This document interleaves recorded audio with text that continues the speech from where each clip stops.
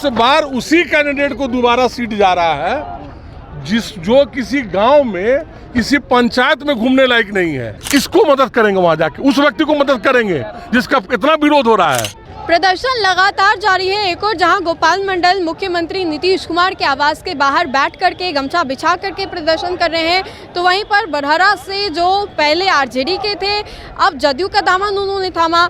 अब वो मुख्यमंत्री नीतीश कुमार से मुलाकात करने के लिए आए हैं सीट को लेकर के। जब जब टिकट को लेकर के खतरा मंडराता है, तब तब नेताओं के आने जाने का सिलसिला जो है वो जारी हो जाता है।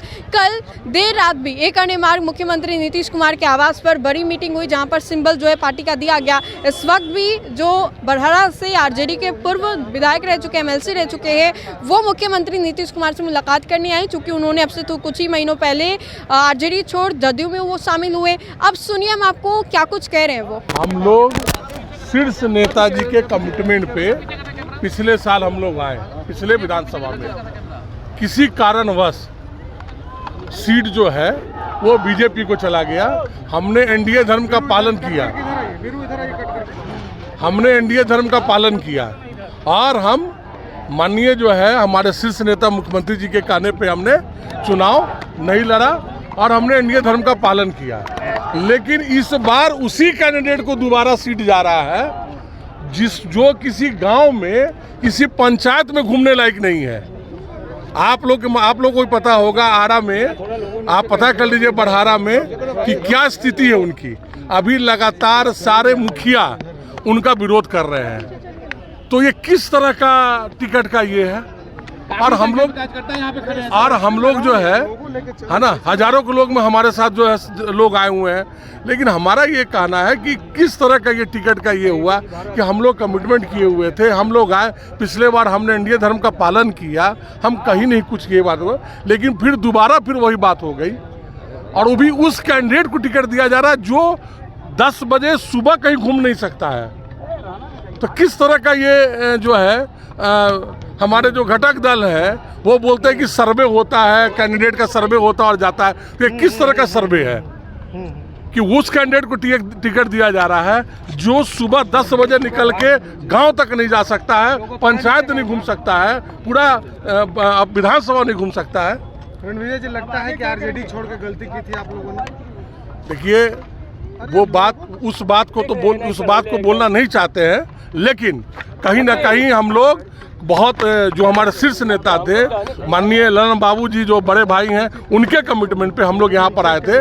उस बात पर कोई अफसोस नहीं है कि हम लोग आए। हम लोग दमखम से जो है पार्टी का झंडा लेके घूमे।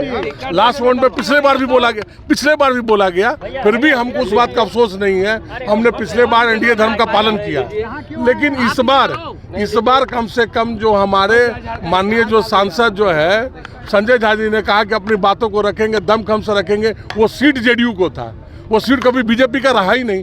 तो भी चलिए, उसके बाद भी अफसोस ये नहीं होता। अफसोस ये होता है उस नेता को आप टिकट दे रहे हैं, उस लोग को टिकट दे रहे हैं जिसका इतना विरोध है कि वो ना गांव घूम सकता है, ना पंचायत घूम सकता है, ना ब्लॉक पे जा सकता है। अभी देख लीजिए क्या स्थिति है। मुख्यमंत्री से मिलने के लिए हम आए हुए हैं। आखिर अपनी बात को कहीं रखेंगे ना, अपनी बात को कहाँ रखें?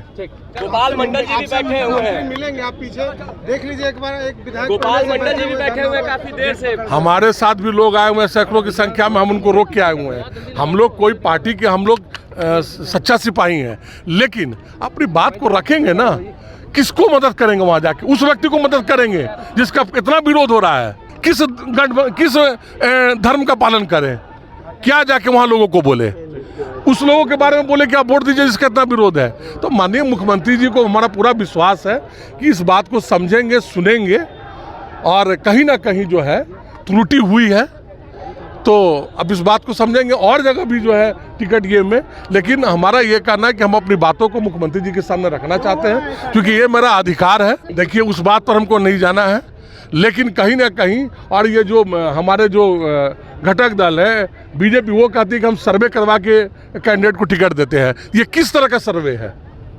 क्या सर्वे का उनको रिपोर्ट गया हुआ था कि सुबह 10 बजे हार जाएंगे?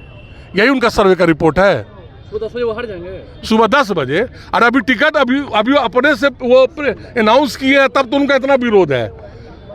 अभी कम से कम वहाँ पर 10 मुखिया लोग बैठ के प्रेस कॉन्फ्रेंस किया है कि किसी भी हाल में जो है उनको टिकट नहीं दिया जाएंगे। तो आपने सुना उन्होंने क्या कुछ कहा, किस तरीके से मुख्यमंत्री नीतीश कुमार को लेकर के कहा कि मुख्यमंत्री नीतीश कुमार ने जो कुछ भी फैसला कल रात लिया है अचानक से ऐसा कैसे हो सकता है। बहुत सारी ऐसी सीटें हैं जहां पर गड़बड़ियां जो है वो देखने को मिली, बहुत सारी सीटें हैं जहां पर जदयू को जाना चाहिए था चला गया, एलजेपीआर को जाना वो आरएलएम को चाहिए था चला गया बीजेपी को। ऐसी बहुत सारी सीटें हैं और उनमें से कुछ सीटों को लेकर के नेताओं के बीच में नाराजगी है, वो खफा है और कहीं ना कहीं ये नाराजगी लेकर के वो एक मार्ग आए हैं।